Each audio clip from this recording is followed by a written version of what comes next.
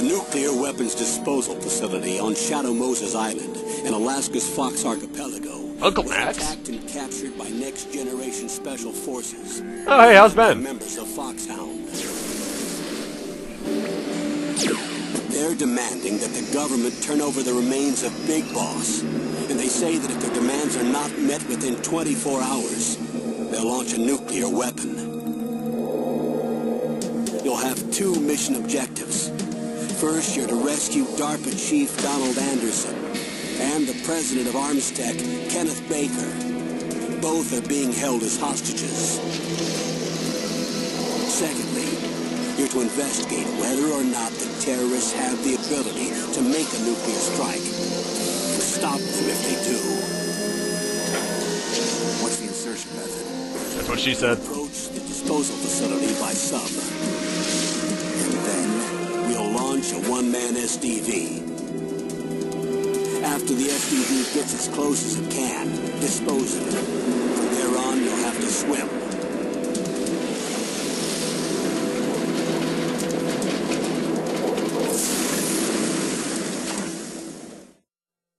High-Tech Special Forces Unit Foxhound. Your former unit, and one that I was a commander of. So they're still around. There are 6 members of Foxhound involved in this terrorist activity. Psycho Mattis, with his powerful psychic abilities. Sniper Wolf, the beautiful and deadly sharpshooter. Decoy Octopus, master of disguise. Vulcan Raven, giant and shaman. And Revolver Ocelot, specialist in interrogation and a formidable gunfighter. And finally, in charge of them, Foxhound squad leader, Liquid Snake. So pretty much we're facing all the best members. Codename is you. The nuclear weapons disposal facility covers the whole island. I'll instruct you by codec after you reach your target. Anyone going with me? As usual, this is a one-man infiltration mission. Weapons and equipment OSP? Yes. This is a top-secret black op. Don't expect any official support.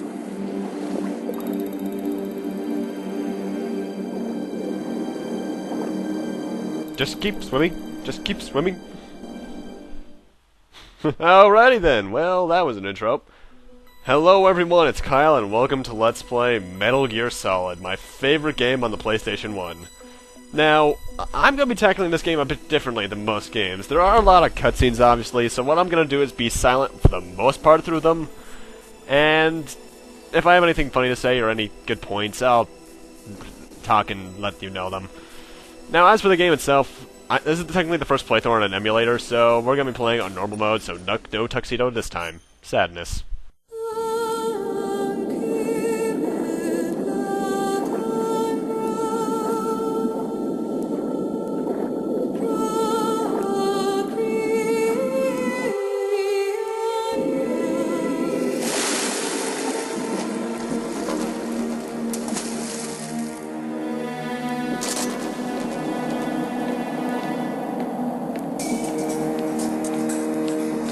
Pay no attention to the man climbing out of the water. Stay alert. He'll be through here. I know it. I'm going to swat down a couple of bothersome flies.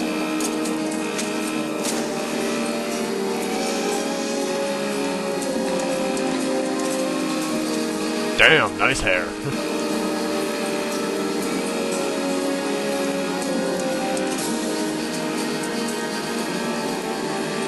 Oh, how good that looks back in 90-something.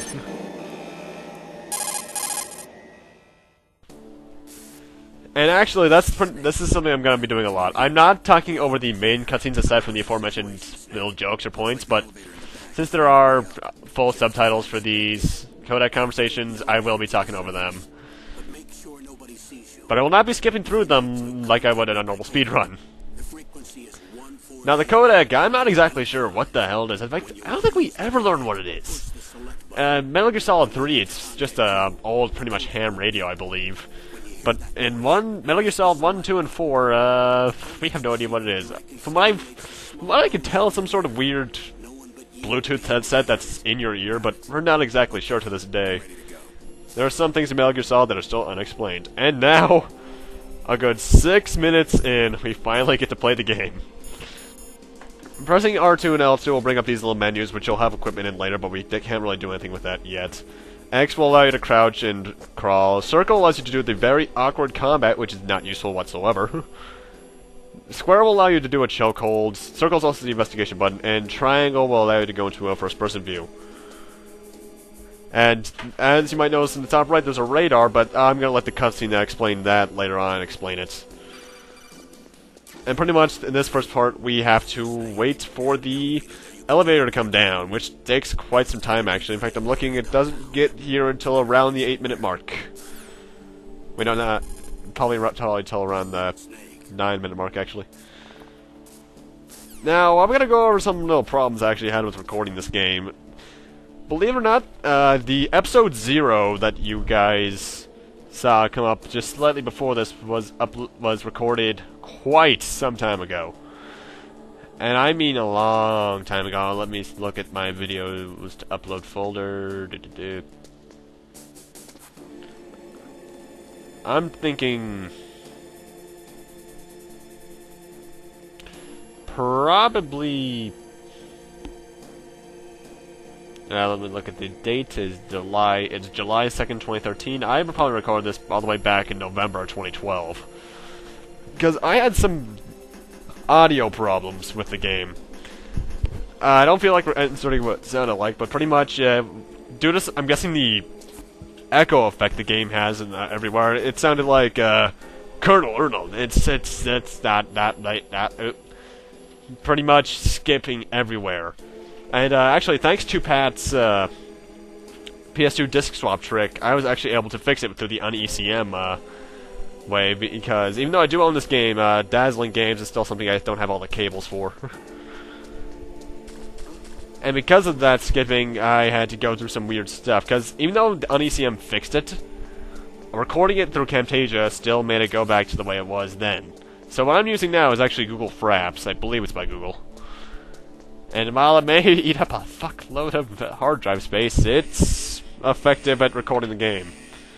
I'm probably not going to be using it all the time, though. Probably just for games that would do stuff like this.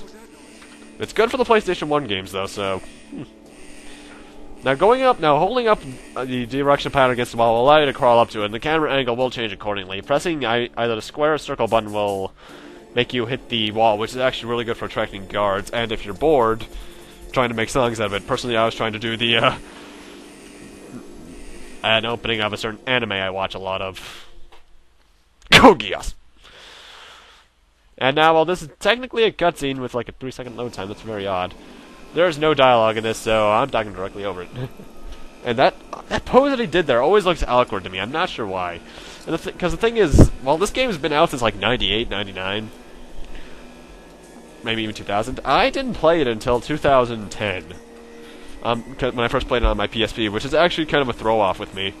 Because in the PSP, you have to use a little analog stick to access the L2, R2 menus, but in this, you actually have to press the buttons, which is a bit throwing off. Because that means I don't have to use my thumb.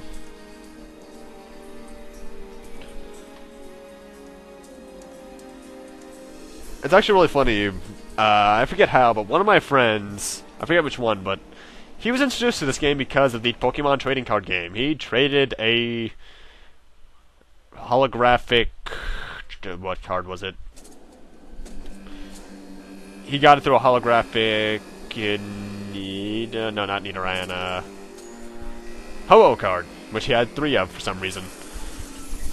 Also, it's really weird about this game. I think it's explained in the briefing thing that he had to cut his hair to make him look less like Liquid Snake, because apparently they look almost exactly alike. But for some reason, his bandana... he just wears a weird headband in this game. Later on, he'd have that ever-so-famous bandana, which he actually gets in the good ending of this game. What the fuck was that? I'm not sure if you heard that, but I think the game glitched on me temporarily there, because it made a very high-pitched beep. I have no idea what happened there. And also, as for the characters, we got Snake here, our ever-so-badass hero. Naomi Hunter, who is suspicious in some parts. Colonel Cambo, who's voiced by voiced by the same guy who voices Max Tennyson and like 6 other voices. In fact, he's in the opening of No More Heroes too. We're going to be introduced to another character coming up here, who I will get to when we get to it.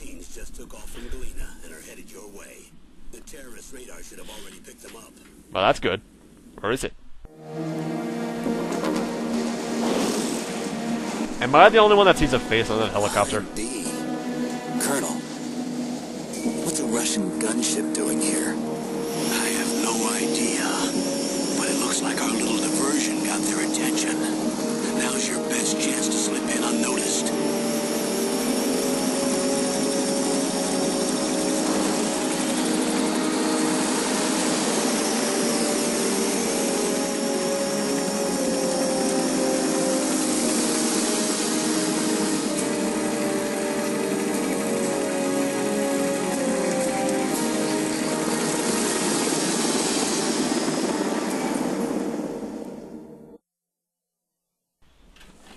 There are only 18 hours left until their deadline. Well, that's more than enough time. Wow. You must be crazy. And now we're introduced to a new character. Meet, I'm trying to remember if she has a last name. Well, by the way, this is Mei Ling. She's pretty much our she'll save our data when we call her on our codec, which you access with the select button, by the way. Start just makes a small pause menu come up. And that brings up another interesting topic. This game actually has a remake on the GameCube called Metal Gear Solid: The Twin Snakes. To this day, it's the only Metal Gear game I haven't played, aside from the MSX games, which even then I experimented with a little bit, and they just kind of bored me. Maybe just because I wasn't born in the age, but a lot of them, quite a few characters actually got new voice actors and actresses in the remake. Mei Ling here was the first case of that. She sounds a lot more American. I think she's still played by an Asian actress, but I can't remember. Because, like I said, I haven't played it. I've only seen videos of it. And the game, Twin Snakes graphically looks fantastic, and it has quite a few changes and some not so good changes. But I won't go over that until later. And now for our radar explanation. The bright dot in the middle is you, Snake.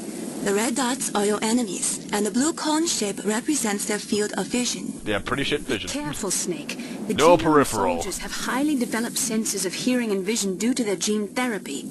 Make sure you don't let them see you. First, I want you to infiltrate the disposal site and look for the DARPA chief. The DARPA chief was injected with the same GPS transmitting nanomachines as you. He should appear on your radar as a green dot. Get whatever information you can from him about the terrorists. If he's alive, that is. The nanomachines. I should probably bring those up. To this day, I don't think nanomachines are 100% explained. But pretty much from what I gathered, they are little machines that monitor your health and can actually change some things about your health, like inject chemicals that can slow down stuff, heal common or kill bacteria and such, that are injected into your blood. Like they're as tiny as blood cells, which makes me wonder how the hell did they make them that big. Seriously, Snake, we're here to back you up. But it's never really explained. In fact, there's a lot about Metal Gear that's yet to be explained. Oh, actually, I just remember there's one other Metal Gear game I haven't played yet, and that's Rising, which I need to get. It came out like, what, 6 months ago almost? Ugh, I'm behind. Curse you, Tales of the Abyss and Persona 3 FES. Why did you have to suck up my money? Oh, who am I kidding? I love you both. Search by Dr. Naomi here, and then all my weapons are taken away. Imagine yourself put in that position. Well, I can do pretty good in that position. Well, at least if I'm playing the game. If I was in that position in real life, I'd be kind of dead. By the way, sorry to disappoint you, but I did manage to smuggle out my smokes. How did you do that? In my stomach. Oh. What? How would you... How are those going to help you? I still question how he gets them out. He probably regurgitates them.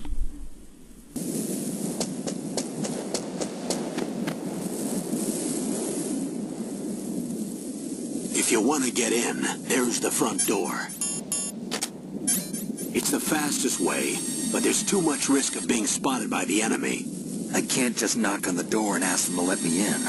Knock, knock. There's Who's one there? sentry on the left and one on the right. They're armed with 5.56ers and pineapples. How did he not see me when he turned?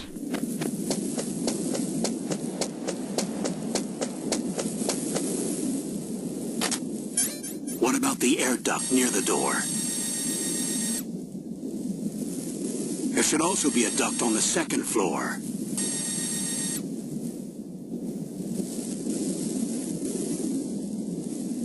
I can't see it from here.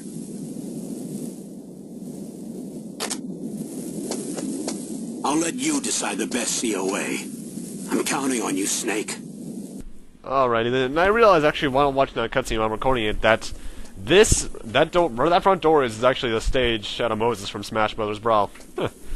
But with that, I'm gonna need to end things off here. Thank you guys for watching, rate, comment, subscribe, all that kind of stuff. I'm really excited to be doing this game. I hope you guys are excited to watch it. And I'll see you guys next time on Let's Play Metal Gear Solid 1. See you guys then.